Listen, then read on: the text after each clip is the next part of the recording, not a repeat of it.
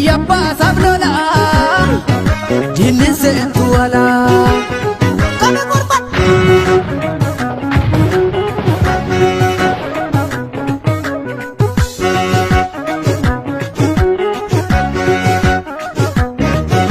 Ejjachiisee tuqtee nagaan taa'u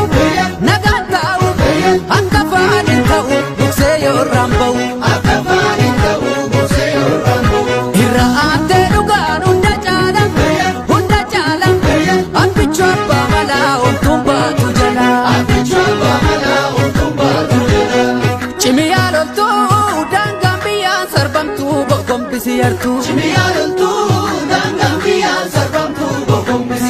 Biyyi Itoophiyaa keetii dhaloon nu badhu qabdi gootota hedduu.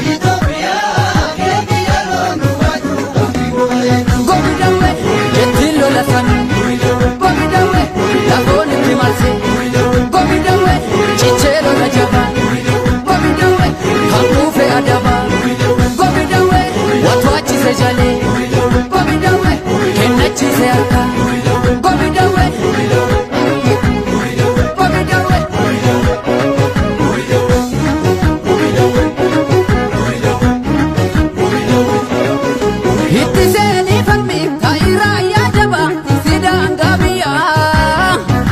Eeggatu Itoophiyaa dhaabbadhu Faardiyaa tiksi daangaa biyyaa xiqqii mootummaadha mallattoon Oromoo kan fardaa waraanu kan fardaa weeraru malee miidiyaarraa hiyyee hin caraanu.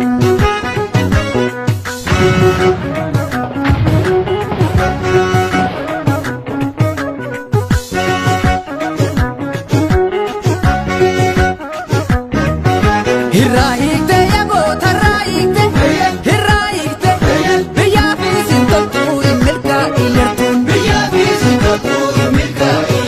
bootaan beektuu loluu hanna seete biyya saamtee baddee toofkaluu dadhabdee firan jaalattuu taate lagaaf ergamtuu ormoomteetti yaabaddu. Sosobee fidee jaallan kee meeqa fide yeroo muummaa fide.